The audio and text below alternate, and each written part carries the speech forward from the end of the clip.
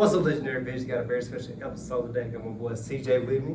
What's going on, y'all? I am Carlos Nelson Jr., otherwise known as CJ, and we're here at Legendary Visions on the interview today. Yeah, so go ahead and let the fans know like who you are, where you came from, and some of your background. Okay, well, like I said, I am Carlos Nelson, born and raised in Memphis, Tennessee, by way of South Haven, Mississippi. What else you asking me? Where I came from? Yeah, like you just said your name, where you came from, so just give a little bit about your background. About my background, my life was pretty much built on the yin and yang. I got a real balanced life as far, especially in it divides just like that where I'm from too, like my family structure and how things run. It's been balanced between like inner city, outer city experience, hood and police experience. Like it's just whatever you would think of like a white space and a black space, you feel me? It's just been real balanced for me. But that kind of makes up who I am and how I'm able to be me and how I'm able to connect with like any and everybody, because everybody from where I would call like ground level, you feel me? Like we connect because we all been through certain things. Like we just can match like that. Even when it comes to meeting new people and networking on upper levels, I'm able to like flip the switch and turn into like a different persona and come off like you wouldn't know where I can even be on the ground level, you feel me? So that's a little bit about me, and I'm just a real connecting person, and I feel like a lot of it comes because of the way I was brought up and how I was raised. Yeah, I refer to this like very important, being able to be diverse in like your skill sets and being able to communicate with different people. Yeah, it is very important because it can get you out of situations, but it can also get you in situations. It can put you in position to win, it can put you in position of opportunities. Because like, I don't talk very much yet, you know, I'm coming more out of my shell, even though it's like the cool guy got a shell, like I still have a protective shell, but every time I come out and I talk about the stuff that's on my mind, on my heart, it's always like a new awakened person around me who just kind of like catching keys of who I am on the inside for real. Like, it's just always more opportunities that line up after that, so it can definitely find you with some opportunities. So what made you choose Jackson State, and what made you want to come to HBCU?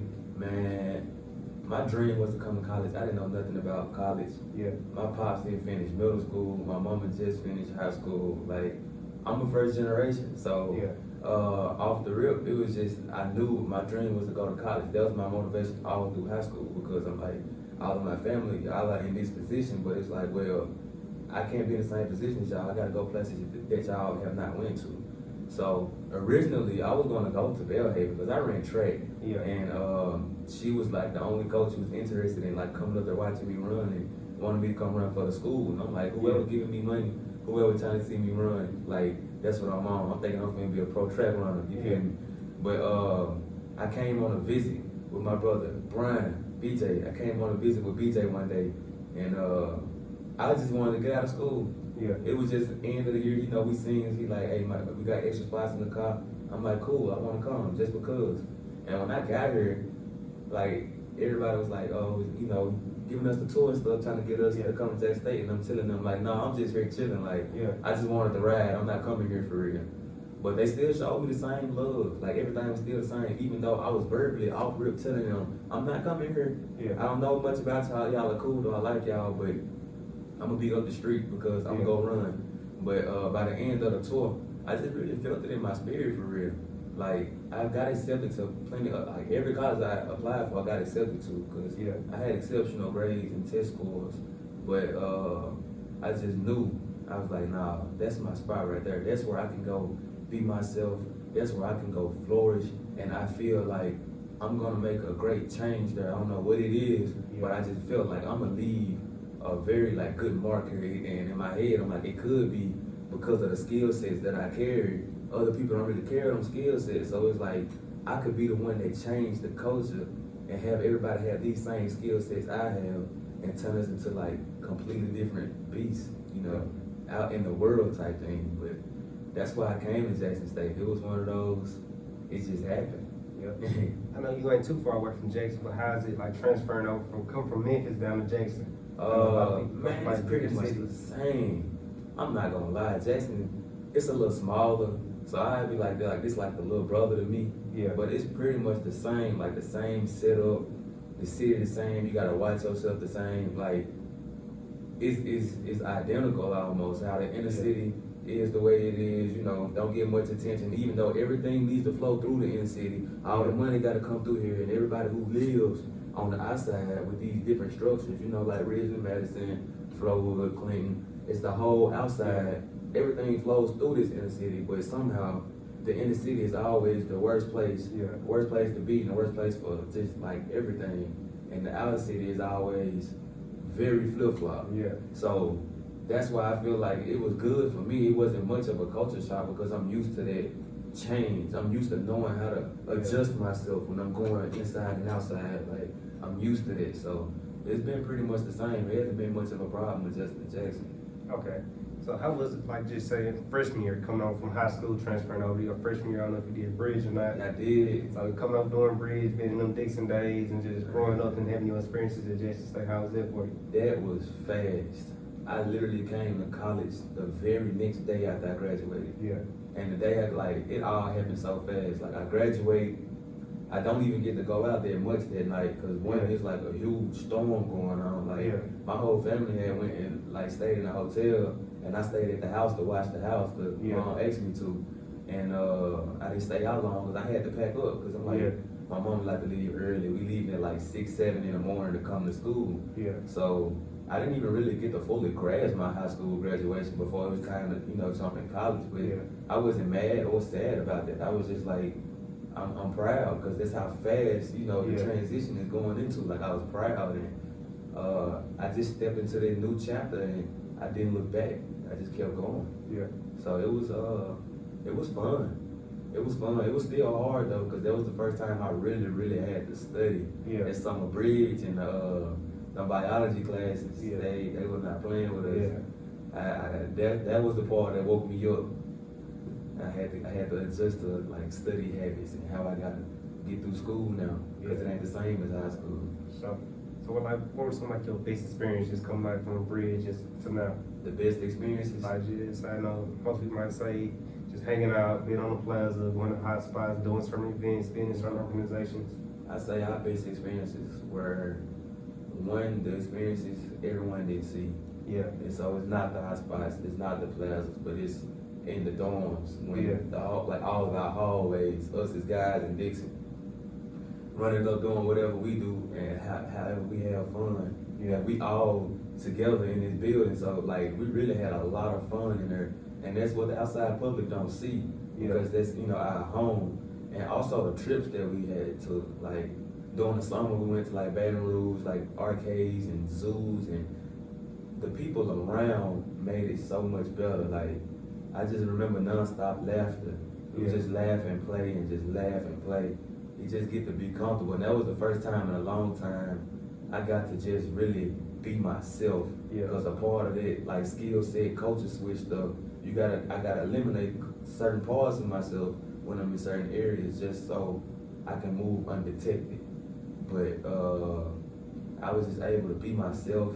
I ain't had nobody around judging. Like, it was just fun. Like, the whole atmosphere was just fun. So then it trickles down to, plaza time and outside lobby time and little events and game nights. But it really was the trips and the fun that other people didn't see. So how did you manage coming up over? Well, you was already in the big town, but I know a lot of people from like smaller markets, small towns, that have trouble getting in and focusing and managing. Like, when it's time to play and have fun, and when it's time to get serious and study and stuff. How do you balance? I balance because I stay grounded. And there's something during the matriculation I started kind of losing towards the middle when I started getting involved in like a little too much. And I was like, I'm doing more activities and stuff than I am doing my schoolwork. But all it takes is a trip to the house for me. I just go home, man. I go home, I see the family, and I see how people living, see how people thinking, I see what people doing. And I see the progress that's not being made. And that always give me my drive and my fire to come back and remember why this journey started. Remember why you came here so fast, and from the jump you started out strong and you just kept going. And I do, like, I got a lot of passion and grind in me. Once I see what I'm doing and I understand what I'm doing, like, I'm doing it. I'm giving it my all. So that, and the people around me, especially Jacory. Yeah. He had gave me a good skeleton of how this studying and intensive studying goes down. We stayed up a lot of long nights, you know, reading and studying and just helping each other out with the schoolwork. But if you ain't got those people around you that's promoting that type of activity, you're not gonna really do it like that. Like you're gonna look over it, but you're not gonna go like the extra couple miles. Yeah. You're not gonna be up to just 3 a.m. Like it was the people around me too. So Yeah. that's that. Okay. So what made you want to be the next Mr. JSU? Man, what made me want to be the next Mr. JSU? For one, I felt like it's deserved. Yeah. I feel like for me, like me talking to me, I'm telling myself, I know you just like to do the work, and I know you just like to make sure everyone having fun, everyone having a good experience. But now it's time for you to be the one that put everything together. It's time for you to be the one leaving your thumbprint, because a lot of these projects that have been going on, my thumbprint was heavily engraved in it. Yeah. But I'm really just the type of guy, like it doesn't matter who gets what, like, oh, I get to shine. Like that's why I don't even post a lot of stuff. Like this is helping me be able to showcase a lot of this stuff. Like I feel like it's well deserved. I did a lot since we got here, like council wise and stuff. We came with new energy, we came with new activities, and it never stopped. Once we got like awards for freshman class council, and that's something I personally like. I say I was a big spark in what shifted us as a council. Because at first we was just moving through the motions as if I was. Because I like to observe stuff before I jump in. We was kind of moving through the motions and nothing much was happening, you know. And then one day I just kind of like, we need to unite better. We need to be on more of one accord. We need to connect better. Like I just started saying all this, ranting about it like on Twitter. And I took it to the chat. And that's when I seen in myself how much of my influence can change whole situations. Yeah. No matter who can give props and who gonna date it back to that starting point, that spark, I know where the spark came from. And it's like all of this stuff, most of this stuff that spark came from majority myself. And then even the journey getting to Mr. Jackson State this past year, like outside of everything that was done, all these organizations and like all of my organizations that I'm in, they're not just organizations, because that's something I watch for. It's not just a title. Yeah, I'm Mr. JSU. It's not just that, oh, I'm in Collegiate 100.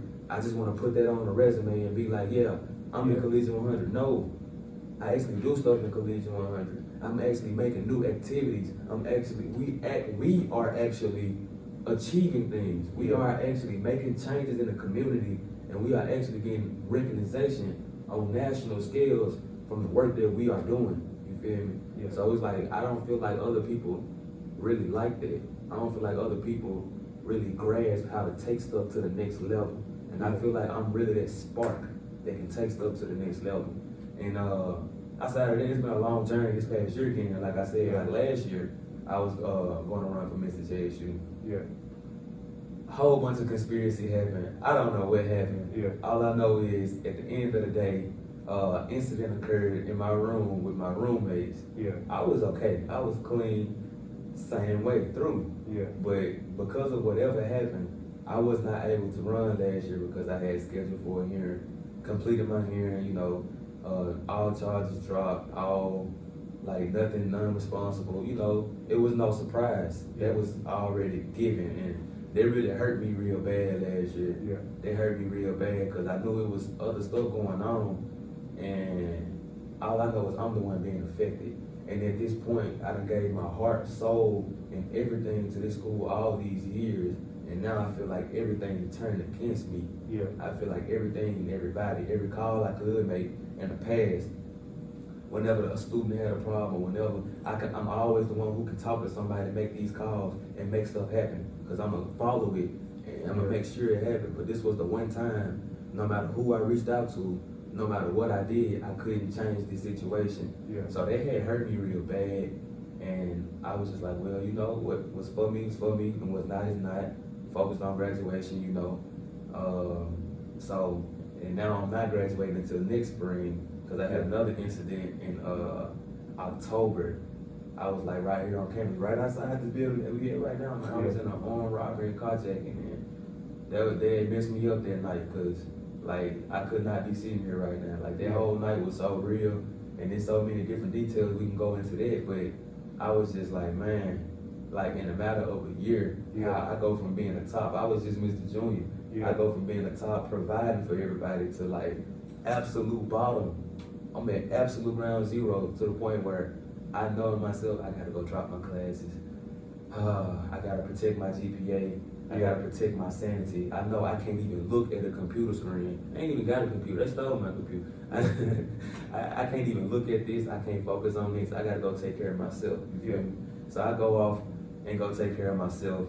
And I'm not thinking about, minister or anything like that. I'm strictly thinking about getting me good. Because all I ever thought about was the outside and everybody else. So now I'm like, I need to focus on me, getting me good. Because this whole little couple months, this whole little year, it's been pretty rough. And ended up doing that and changing my major from something I really didn't want to do, that I knew deep down inside. And like, though that was a bad experience and everything, like that hurt me, it was also bad. It gave me so much opportunity at the same time, because now, again, I'm able to flip it all the way back over. And now, I'm gonna be here an extra year. I'm able to say I'm in a major where I'm confident in. I can say what I'm doing and not have to like kind of hide it, because I really don't want to do it. Like, I can really step behind what I'm doing, and no matter what happens from here on out, the amount of growth and the things that I accomplished now is like, it's just hit me different now. So it's like, I'm good. And then I know I've been talking long on this subject, but it's so long. Like, this journey been so long just to Mr. Jackson State. Because even then, I'm not running with my class right now. My class is finna graduate. Bittersweet moment. I'm finna love to see all my people leave, but it's just so many of those people I'm supposed to be right beside walking across this stage. So I thought, and even my little bro, who is my little bro, like my alpha brother, and he my brother from home, he was gonna do Mr. Jackson State. And that's something we talked about behind closed doors through the whole break, because like I told him, we come from the sandbox, bro. None of this is gonna ever get in my eyesight to cloud the real. You feel me? We are real people, we are real connection, and this is something that's not gonna fade. So this Mr. Jackson State stuff, we just need to figure out what we gonna do, how we gonna do it. However it turns, we gonna decide it. It's not no board decision, it's me and you. And they ping pong from us like 2 times. And the last time, I'm like, I wanted him to get to a certain point when he told me, I'm going for it. He gave me his whole spiel on it. And I'm like, you got it. I'm behind you now. Shifted all the way back. I don't care, bro. I'm behind you now. I'm empowering you. We stand by you now. And that was the last of it. So I thought that was the last of it. And then one random day, like, I was playing the game, just chilling. And I told my girl, hand me my phone, and she was like, somebody text you and said they can't run from this JSU. So I'm like, I'm thinking something wrong. I'm like, dang, hold on, let me see this. And I text my brother, like, what's up, what's going on? But it turns out he got the blessing, like, he got an opportunity of a lifetime that he needs to go embark on and go focus on. And so from that moment, we shifted our attention to congratulating him. Like, I'm even telling my family, because like I said, this is my brother for real. So I'm telling the family and stuff. And then a couple days later, I just kind of come back around, like, okay, it's up in the air again. I had already prepared for it last year, and I just prepared for it again a couple weeks ago. And now here we are. It's wide open again. So I'm like, this whole time, I felt like God was telling me, like, I'm gonna make a way no matter what.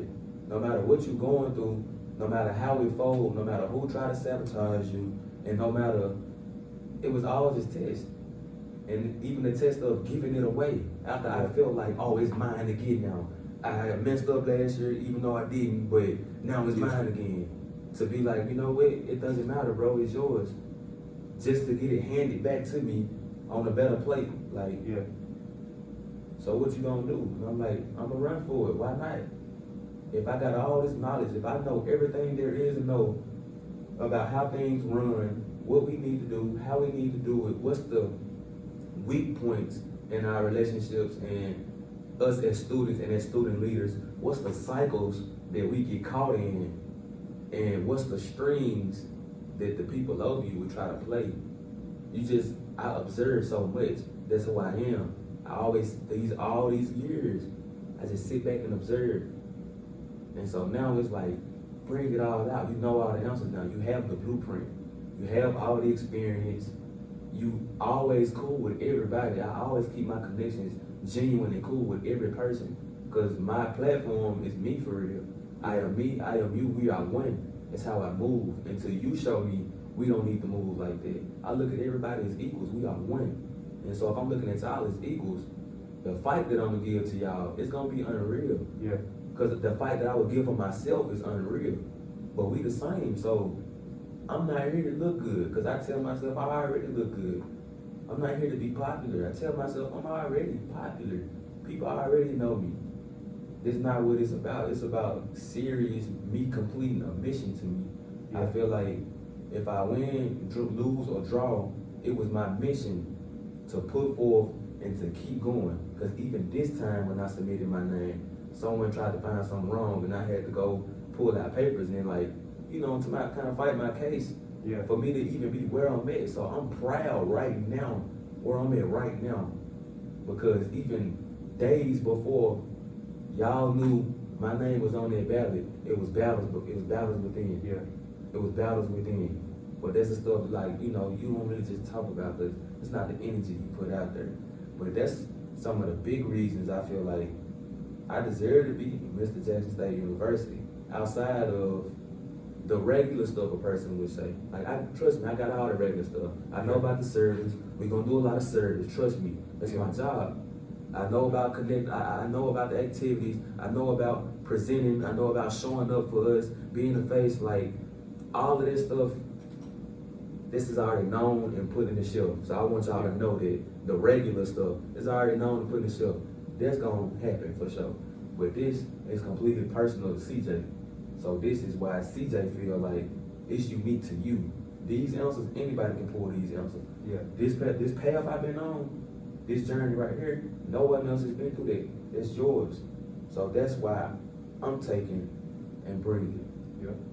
I really feel like with everything you just said, just like that was real authentic. Like, some people tell like when somebody being fake and they just true to what they is. Like your whole story was real, and then you was selfless with it. It's like you saying like with you and your brother. Like you can go ahead, and he was like, you can go ahead. And you was like, I'm just gonna let him go. And then God brought it back to you, was like, no, it's for you. Man. So it really like a message for you. That shook me, bro. Yeah. That shook me. Cause I'm like, ain't no way. This just went down like that. Ain't no way it's back in my lap. Yeah. It shook me. So the next question I have for you is like, we all know what it's like supposed to be, but what's just like that extra thing about you, or what's just really different, like makes you different from everybody else? Everybody else in general, or everybody else as far as the position? Just like everybody, just saying, when you like, cause you basically like the public figure, the face of everything, if you are Mr. Jackson State University. So what would be like that one thing you would say that just like, I really feel this, like separates me from everybody else? My spirit. Yeah. I feel like my spirit separates me from everybody else. Cause life, I've been through a lot of life. Like, I'm young, I'm only 22 years old. Yeah. But the amount of things that I've seen, how early I've seen things, and the amount of life I've been through, I am not, if I had a weak mind, I would not be in the position I am today. Like I said, my whole family, I'm the only one doing what I'm doing right now. You feel me? So it's like, my spirit got me through a lot because it knows how to turn and mold stuff into stuff. It knows how to transform into better things. So even the darkest and the lowest of situations, I'm gonna see that little pinpoint of light, and we finna blow this all up. We finna make this all just a colorful masterpiece. I'm gonna make you think about it differently. My spirit does that to people. We can, like, every situation that we look at as bad, and initially everybody else can start thinking these type of ways, this type of way, or this type of way. Like, everybody gonna have their own perception, but they really fall in line. Like, people be thinking the same. My spirit don't work like that. It goes a whole different way, and then when it brings it to you, it just knows how to like connect it. Like, so I really feel like my spirit just built different, and I can handle a lot more, and I can fight through a lot more. So this last segment is called the Fatal Four. It's like the same four questions like that, something like this. So the first question is If you end up walking outside today and somebody cut you $1 million check, what would you do with it? If I walked outside today and somebody cut me $1 million check, the first thing I'm doing, I'm gonna go get me a room somewhere. Ain't even gotta be no big expensive room. Yeah. I'm gonna go give me a quiet place to think. Cause that's a life-changing moment in the instant. So my first mind is not to go be spinning here, do this, and do that. My first mind, spend me some minimum, get out the way. Cause I don't know who just saw him cut that check. I don't know who knows about what's going on right now. But for right now, I'm gonna fly out for 2-3 days. I'll probably be in a motel. Yeah. Honestly, I'll probably be in a motel 2-3 days, and I'm gonna plot. I'm gonna think before I make a move. Yeah. All right, so the next question would be, if you can go back and talk to yourself at 17 or 18 years old, what would you tell yourself? If I can go back and talk to myself at 17 or 18 years old, man, I'd tell myself to keep living my life. Yeah. At 17 or 18, I was just going more into myself, but you know, in my environment, I used to not enjoy my life as much because I used to be scared of life. Yeah. There used to be a lot of people dying, a lot of people getting shot around me. Like, it just always be chaos. So I used to kind of like isolate myself to a certain extent. Like at school, that was my chance to like flourish and be out there and have my fun. But as far as life, it's like a lot of stuff I was just starting to get really into it and like having fun and going out with friends and stuff like that. So I tell myself to live my life, you know, and just be free because, I mean, I'm protected by God and I was shown it for real. I was shown that on multiple occasions, even since I was a kid, you feel me? Yeah. I was shown it, so that's what I tell myself. So if money wasn't an option and you could just go do whatever you wanted to, where's one place you would go to? If money wasn't an option, I'd go wherever I want to go. Yeah. I ain't gonna lie, I'd probably go somewhere like Dubai. Yeah. Real pretty waters, a lot of activities, like they got like base jumping off buildings and stuff, and money ain't a problem. This lifestyle, this whole big luxurious place, you know, I can just go experience, like, wow, Yeah. people live like this. People grew up like this, you know, like, I want to go, that it would be my luxury place, then the pyramids would be my other place. Yeah. I go to Egypt and visit all the Sphinx and all the pyramids. Okay. So if you had one sentence that you would think just everybody know you could describe you as, what would that one sentence be? One sentence everybody describe me as, Just say if you just got a group of people that know you the best, what's that one sentence that says to describe you?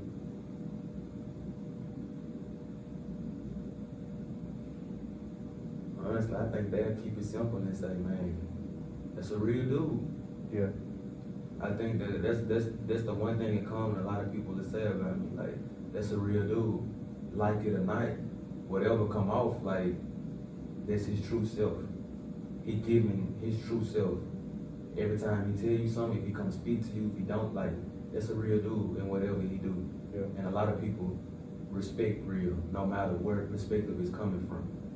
So that'll be the one thing. So it's in. All right. So that was the Fatal Four. So is there like any closing regards you want to give? Just anything extra you want to say? Look, I hope y'all put me in a position to be outfield Mr. Jackson State University. It'll be a dream come true, but at the same time, I released myself from the outcome. I'm still happy, like I said, where I am and the things I've been able to do right now. I thank everybody who support me.